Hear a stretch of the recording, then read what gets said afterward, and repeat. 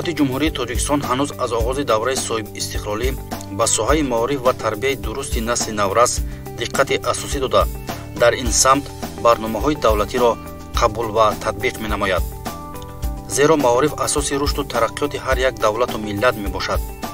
рушду номӯи ҷомеа ва ноил гардидан ба сатҳи ҷаҳонии иқтисод, татбиқи дастовардҳои техника ва технологияи муосир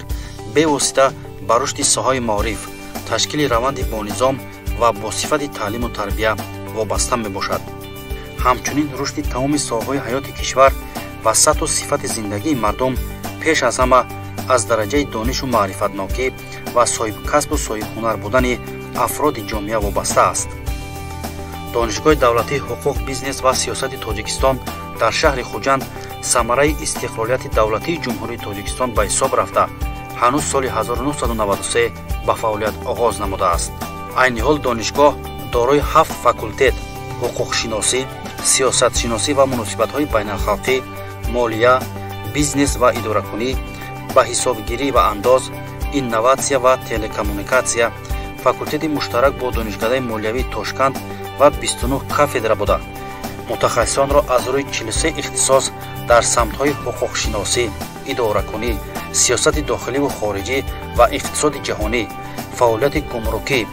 андоз, соҳибкорӣ, молия, системаи ахборӣ, информатика, системаҳои автоматикунонидашуда, веб-дизайн ва графикаи компютерӣ омода менамояд. дар замони муосир пешрафти иқтисодии ҳар як кишвар аз сатҳи фаъолият ва дараҷаи тарбияи кадрҳо дар мактаби олӣ вобастагӣ зиёд дорад. бо дар назардошти ин, ҳукумати ҷумҳурии тоҷикистон ба рушди муассисаҳои таҳсилоти олии касбӣ диққати ҳамаҷониба дода, барои ворид гардидан ба фазои ягонаи таҳсилот ва ҷорӣ намудани меъёрҳои байналмилалии таҳсилот тамоми имкониятҳои худро истифода менамояд. донишгоҳ ҳамасола барои боз ҳам мустаҳкам намудани пояҳои моддии техникии худ ва барои омода намудани кадрҳои илмии таҳқиқотӣ он корҳое анҷом дода истодааст ки бевосита дар асоси супоришҳои пешвои миллат алоқаманд мебошад. қобили зикр аст ки ҳамасола аз тарафи пешвои миллат барои омода намудани кадрҳои илмии таҳқиқотӣ, барои баланд бардоштани сатҳу сифати машғулиятҳо дар муассисаҳои таҳсилотӣ ҳам миёна ва ҳам олии кишвар дастуру супоришҳо дода мешавад ва гуфтан мумкин аст ки дар донишгоҳ барои иҷрои корҳои илмии таҳқиқотӣ, барои дастгирии олимони ҷавон, он омӯзгорони ҷавоне ки бевосита корҳои илмии таҳқиқотӣ анҷом медиҳанд, ҳамеша ҳам дастгирии моддӣ ва ҳам дастгирии маънавӣ ба назар мерасад ва бевосита онҳое ки корҳои илмии худашонро анҷом медиҳанд ҳам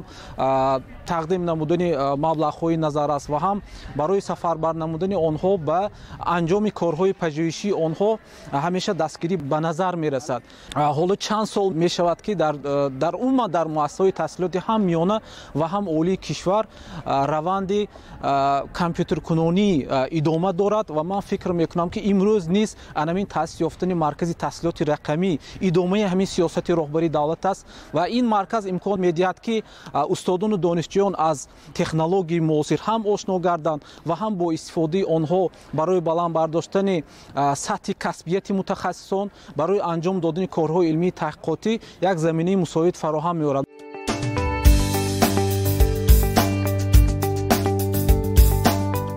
соли 2022 дар донишгоҳи давлатии ҳуқуқ, бизнес ва сиёсати тоҷикистон маркази таҳсилоти рақамӣ ифтитоҳ гардид ки дар самти омӯхтани забонҳои хориҷӣ ва истифодаи технологияи муосир дастоварди назаррас ба ҳисоб меравад. дар маркази таҳқиқотии таҷрибаи давлатдории пешвои миллат донишҷӯёну магистрантон ва аспирантону докторантон метавонанд тавассути махзани ягонаи электронии асарҳои пешвои миллат оид ба кору фаъолияти мондагор, хизматҳои шоиста ва иқдому ташаббусҳои байналмилалии сарвари давлат корҳои илмӣ таҳқиқотӣ баранд. марказе ки мо дар инҷо қарор дорем, маркази тадқиқоти таҷрибаи давлатдории пешвои миллат номгузорӣ шудааст ки дар ин марказ ҳамаи дастовардҳо ва он корнамоиҳое ки аз тарафи пешвои миллат, аз тарафи президенти кишвари мо ба сомон расонида шудааст, ҷамъ оварда шудааст. инчунин дар инҷо тамоми асарҳои президенти муҳтарам ҷамъ оварда шудааст ки мо ҳам омӯзгорон ҳам донишҷӯён аз он васеъ истифода мебарем. мақсади асосии марказ дар он аст ки мо бояд имрӯз насли ояндаро барои он равона созем ки ба қадри сулҳу субот, ба қадри оромӣ, ба қадри он корнамоиҳое ки аз тарафи пешвои миллат шуда гузашт бирасем. ва имрӯз мо аз хотир набарорем ки мо давлате ҳастем ки истиқлолияти комили худро ба даст овардаем ва мо имрӯз албатта ба қадри сулҳ, ба қадри субот бояд бирасем ва ояндаи худ, донишҷӯёнро, фарзандони худро дар рӯҳии поки ватандӯстӣ, инсонпарварӣ ва дур шудан аз он амалҳои номатлубе ки дар ҷомеаи имрӯз ҳаст, мо бояд зиракии сиёсии худро аз даст надиҳем ва дар ин ҷо ба ғайр аз дарсҳое ки аз рӯи барномаи давлатие ки аз тарафи вазорати маориф ва илми ҷумҳурии Тоҷикистон тасдиқ шудааст, боз дарсҳое гузаронида мешавад ки маҳз дар бораи давлатдории имрӯзаи Тоҷикистон, дар бораи корнамоиҳои халқи тоҷик, ҳам қаҳрамонони халқи тоҷик ва инчунин хизматҳои фарзанди халқамон президенти кишвар муҳтарам Эмомалӣ Раҳмон мо имрӯз онро омӯзем ва ба наслҳои ояндаи худ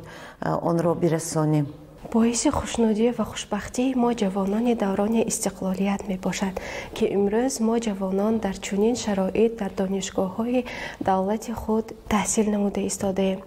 ҳамаи ин шароитҳоро барои мо ҷавонон асосгузори сулҳу ваҳдати миллии пешвои миллат муҳайё намудаанд ки мо имрӯз дар донишгоҳи давлатии ҳуқуқи бизнес ва сиёсати Тоҷикистон дар чунин як шароити фароҳам таълиму тадрис гирифта истодаем. бо кӯшишҳои зиёди асосгузори сулҳу ваҳдати миллӣ мебошад ки чунин биноҳои наву замонавӣ барои мо донишҷӯён имрӯз ифтитоҳ гардида истодааст ки то ки мо илм гирифта баҳри давлату миллати худ хизмат намуда бошем. ҷавобан ба ҳамаи ин ғамхориҳои асосгузори сулҳу ваҳдати миллӣ мо ҷавонон пайваста кӯшиш менамоем то ки барои давлат ва миллати худ саҳми арзандаи хешро гузошта бошем. дар озмоишгоҳи криминалистӣ донишҷӯёни факултети ҳуқуқшиносӣ дар дарсҳои амалӣ метавонанд ба воситаи дастгоҳу таҷҳизоти муосири соҳа дониши ихтисосии хешро баланд бардоранд. озмоишгоҳи мазкур бо таҷҳизотҳои зарурии ҷомадони тафтишотӣ, дастгоҳҳои суратгирӣ, наворгирӣ, ҷузвдони пайгир, ҷузвдони прокурор криминалист, ҷузвдони корманди бозрасии давлатии автомобилӣ ва ғайра муҷаҳҳаз гардонда шудааст. аз тарафи раёсати донишгоҳ ҷомадонҳои тафтишотӣ ба маблағи зиёда аз 100 000 сомонӣ харидорӣ карда шуданд ва ин ҷомадонҳо дар раванди таълим ҳангоми баргузории машғулиятҳои лексионӣ, амалӣ, корҳои лабораторӣ аз тарафи омӯзгор ва бевосита донишҷӯён истифода бурда мешаванд. вобаста ба намуди ҷиноятҳое ки содир карда мешаванд, ҳамин ҷомадонҳо истифода бурда мешаванд ва вобаста ба ҳафтаҳои таълимие ки дорои мавзӯъҳои махсус мебошанд, омӯзгорон ва донишҷӯён дар раванди таълим онҳоро гирифта бевосита истифода мебаранд. гузашта аз ин дар дохили лабораторияи криминалистӣ як кунҷе ки барои аз назаргузаронии ҷои ҳодиса ки ин асосан бо куштор ҷиноятҳо ва муқобили ҳаёт алоқамандӣ доранд, машқҳои пешакӣ гузаронида мешавад вобаста ба гузарондани ҳаракатҳои тафтишотӣ аз тарафи муфаттиш, эксперт ё мутахассисе ки бевосита ба ҳамин ҳаракати тафтишотӣ ҷалб карда мешаванд ва донишҷӯён худ дар ҳамин нақшҳо бозӣ карда истода бо тартиб додани он ҳуҷҷатҳои мурофиавие ки ҳангоми баргузории ҳаракатҳои тафтишотӣ аз тарафи муфаттиш, эксперт ё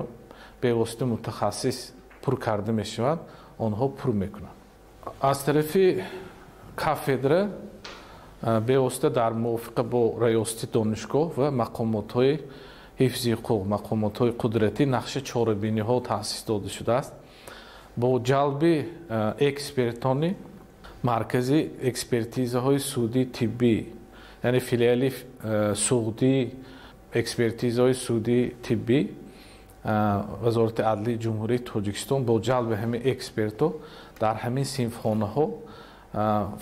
дарсҳои машғулиятҳои амалӣ баргузор карда мешаванд. гузашта аз ин тибқи бастани шартнома байни раёсати вазорати корҳои дохилии ҷумҳурии Тоҷикистон аз тарафи шӯъбаи ташхиси криминалистии ҳамин раёсат мутахассисон ҷалб карда мешаванд. ҳар ҳафта тибқи нақши чорабиниҳое ки аз тарафи факултет омода карда шудааст дар бинои мазкур маркази таҳсилоти фосилавӣ чорабиниҳои гуногуни таълимӣ баргузор карда мешаванд. дар донишгоҳи давлатии ҳуқуқ, бизнес ва сиёсати Тоҷикистон барои ба омӯзиши забонҳои хориҷӣ ҷалб намудани донишҷӯён тадбирҳои зарурӣ андешида мешавад. дар маркази омӯзиши забонҳои хориҷӣ усулҳои муосири омӯзиши забонҳои англисӣ, хитоӣ, олмонӣ ва арабӣ ба роҳ монда шудааст.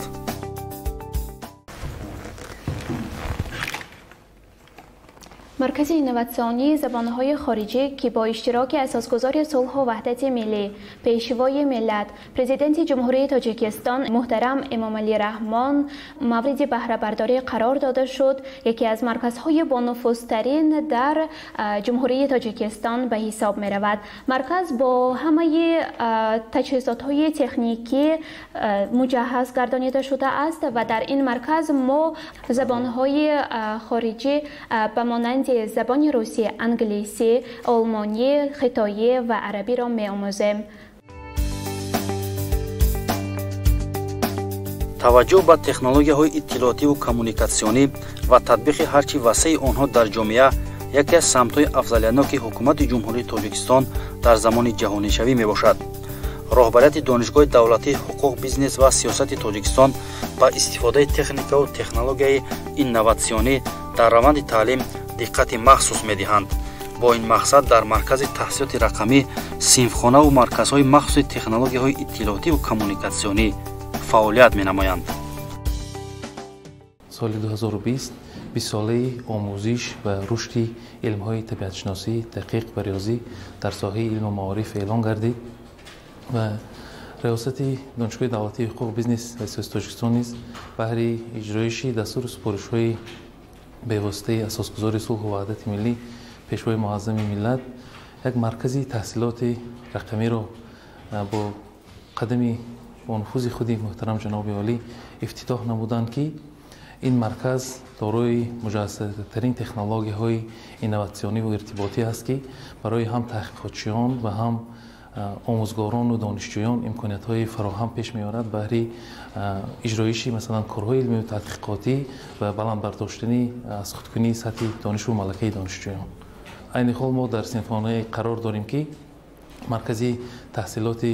رقمی و همچنین تکنولوژی‌های تلکمونیکاسیونی هست و این صنفخانه به دانشجویان از با استفاده از موثرترین تکنولوژی‌ها، یعنی که از مونوبلوک‌ها استفاده کرده ما به آنها می‌آموزیم و همچنین با استفاده از موثرترین تأمینات برنامه‌ای که برای مثلا از خود کردن امروزها در بازار اقتصادی لازم هستند و آنها می‌آموزانیم. همچنین می‌باید ذکر کرد که رشد تکنولوژی‌های رقمی و ارتباطی برای همه ساحه‌های فعالیت امروزه یعنی که لازم هستند و به واسطه هر فرد امروزه باید که از تکنولوژی‌های موثرترین اطلاعاتی و ارتباطی آگاه باشد. با مقصد تامین بخطری در درآمدگاه مرکز تحصیلات رقمی دانشگاه دولتی حقوق، بیزنس و سیاست تاجیکستان 4 تجهیزات معاصر سیماشناسی نصب گردیده است که تجربه نو به حساب می رود. توسط این تجهیزات درآمد و برآمد هر دانشجو و آموزگار ثبت می گردد.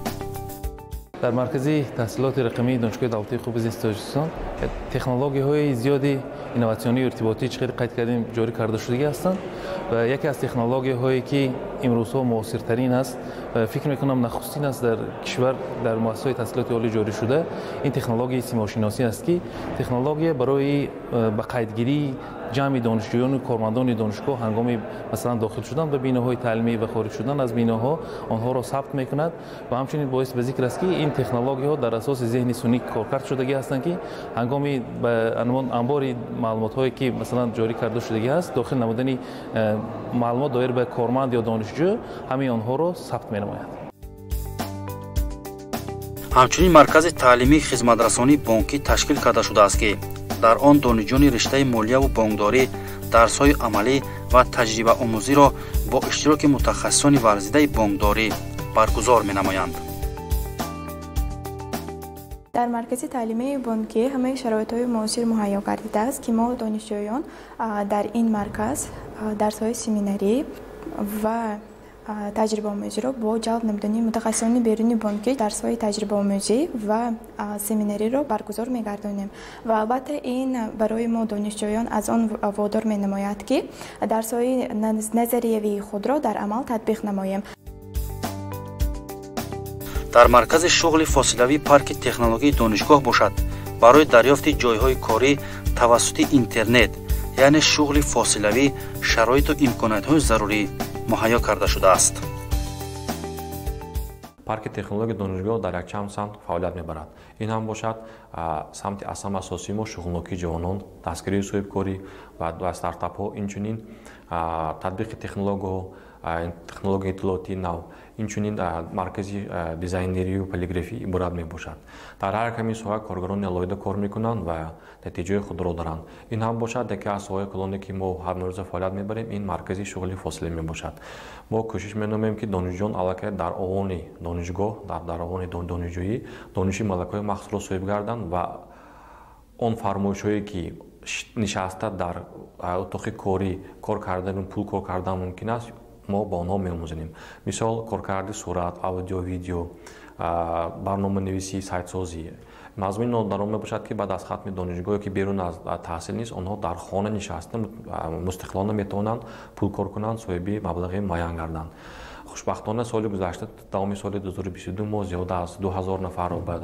آموزش جلب کردیم. از اینها زیاده از 300 نفر آنها به جای کاری تامین شدند. سمت دومی که است این سمت دستگیری صاحبکاری و استارتاپ است. ما هر 3 ماه کورس‌های گوناگون می‌گذاریم و در آن ما در یک سال زیاده از 300 نفر را از کورس‌ها می‌گذاریم تا که آنها توانند که در آن دانشجویی باید به صاحبکاری فعالیت صاحبکاری شدن فیرم و تشکیلات و یک ساحه معین علاقه تجربه داشته باشند. و خوشبختانه هر سال 2-3 صاحبکاری که نوکار را سر می‌کنند آنها از دانشگاه می‌برند و شرکت خود را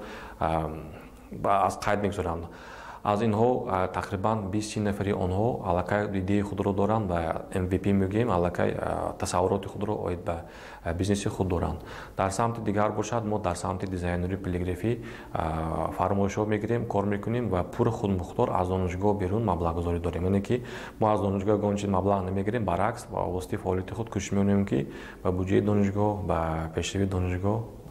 مبلغ جلب کنیم یا که همگزار باشیم. شرایط و امکانات‌های فراهم شده در مرکز تحصیلات رقمی دانشگاه در برابر فراهم آوردن امکانات برای متخصص صاحب کسب و رقابت‌پذیر بازار مهنت گردیدن دانشجویان در تطبیق کنسپسیون گزارش و تحصیلات رقمی در جمهوری تاجیکستان مساعدت می‌کند. در دایره توجه و دستگیری‌های پیوسته اساسگزار صلح و وحدت ملی پیشوای ملت پرزیدنت جمهوری تاجیکستان محترم امامعلی رحمان استادان و کارمندان دانشگاه بهر بلند برداشتن صفت تعلیم و تربیه، مطابق نمودن روند تعلیم با معیارهای بین‌المللی، نظارت جدی و دائمی در سمت دانش از خودکنی دانشجویان، جلب جوانان به کتابخوانی و زبان آموزی، آموزش و جاری نمودن نوآوری و اختراعات، تشکیل تجربه‌های اینوواسیونی و در روحیه وطن‌دوستی و خویشتن‌شناسی تربیت نمودن جوانان تدبیرهای مهم و سریع وقتی را عملی می‌نمایند.